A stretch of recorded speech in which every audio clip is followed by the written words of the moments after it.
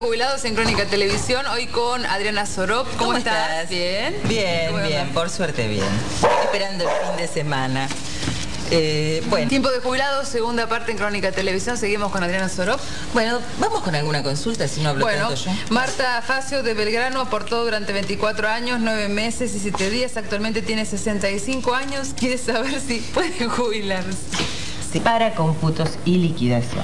Bueno, Antonio Piñeiro de Capitán nos consulta si es cierto que mediante una nota la Defensoría del Pueblo se puede cobrar en efectivo el retroactivo del 13%. Tenemos un pequeño inconveniente. Bueno,